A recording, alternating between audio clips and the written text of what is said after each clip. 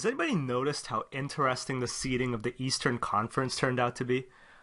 All the old teams, the veteran teams, went to one side, and all the young, the new teams, were on the other. Philadelphia, as I record this, is on the verge of beating Miami and heading on to the second round.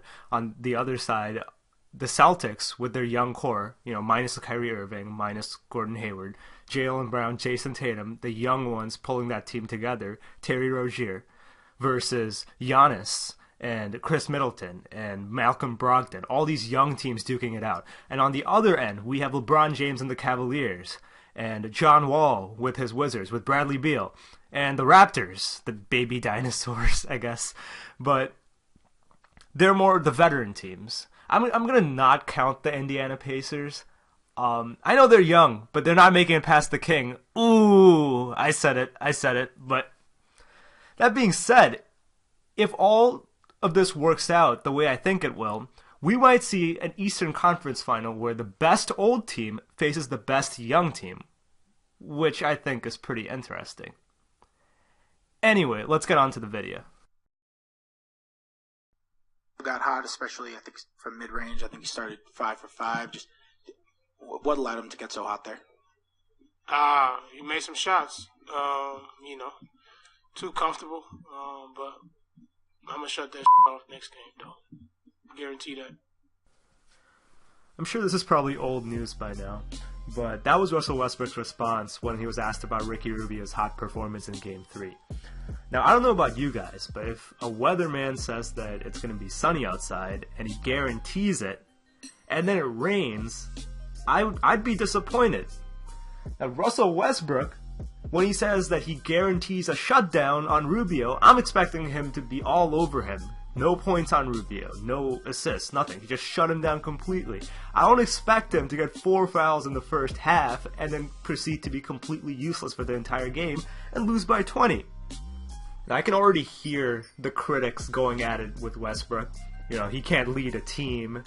He's stat pads. They gave him help, and now he still can't perform. This is why Kevin Durant left him. But I'm going to argue the other side.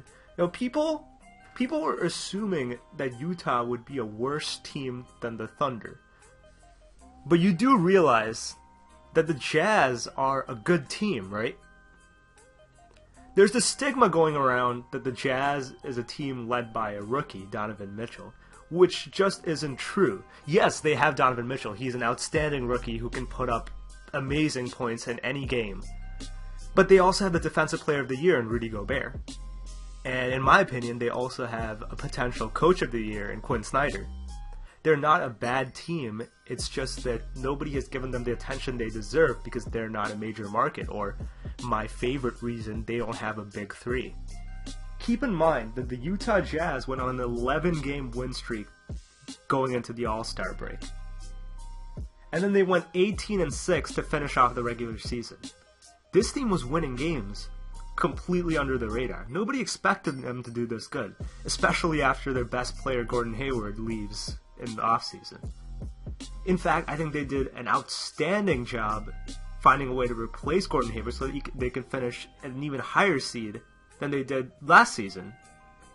Still, people would argue that something like that wouldn't matter for a player like Russell Westbrook. He's the reigning MVP, and he's coming off the second straight year averaging a triple-double. He should not lose to a team that does not even have an all-star, much less a primary scorer who's a rookie.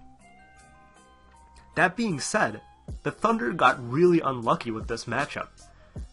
The Jazz are quite possibly the worst team that the Thunder could have faced, especially in the first round. Think about this. The Thunder is not a three-point shooting team. Russell Westbrook is not a good three-point shooter. Paul George is when he's hot. Carmelo used to be, but lately, this is like his worst three-point shooting season ever. Primarily, the Thunder get their points off of getting closer to the basket. Russell Westbrook's drive to the basket is almost unstoppable. And Paul George has that pull-up, and Carmelo, he likes to ISO and get that mid-range. But that is difficult against a team like the Jazz, who has quite possibly the best rim protector in the game in Rudy Gobert. In fact, I think that's the X factor of this series, Rudy Gobert. He does not let Russell Westbrook finish at the rim, where he's the most confident. Just last game, he had this block on Russell Westbrook, and I'm like, if he can't get to the rim, how else is he going to score? He's taking the MVP, possibly the best player in that entire series, Russell Westbrook, out of the game. And then what do the Thunder have? The only way the Thunder could beat this Jazz team is if they get hot from beyond the arc. And that's exactly what happened game 1. Paul George got super hot from outside, hit like 8 threes, and they blew out the Jazz. And people were like, oh, this is going to be an easy series. But he can't do that every game. We need other players to step up.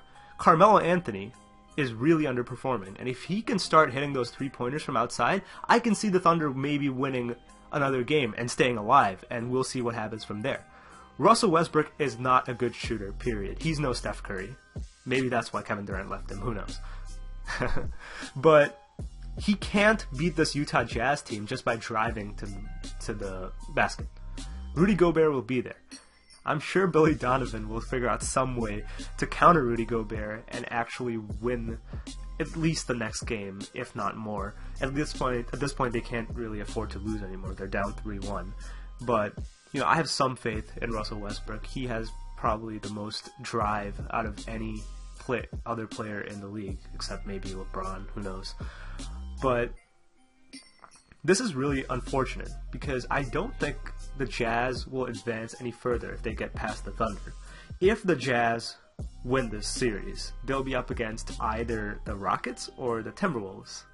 Quick side note, that was really unfortunate what happened to the Timberwolves. Derrick Rose is playing phenomenal, and I really wanted to see them come out with a victory in Game 4, but they didn't. We'll see how that series ends up. But they'll more than likely face the Rockets in the second round now. And the Rockets are just an amazing 3-point shooting team, and the Jazz don't really have anything to counter that. They're more good against protecting the rim, so they would beat the Thunder, but they won't be able to beat the Rockets.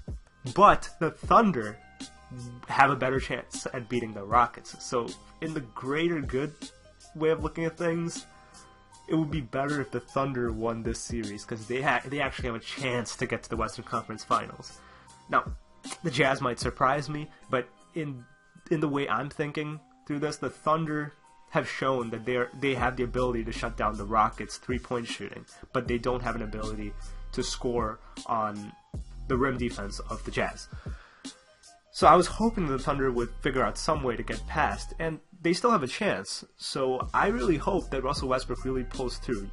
If superstar players like Steph Curry and LeBron James in 2016 could pull through and win when they're down 3-1, Russell Westbrook can do it too. And now's his chance.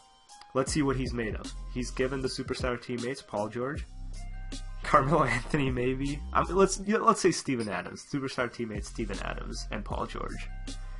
And he has his MVP. He has his second triple-double season. Let's see if he can pull it through.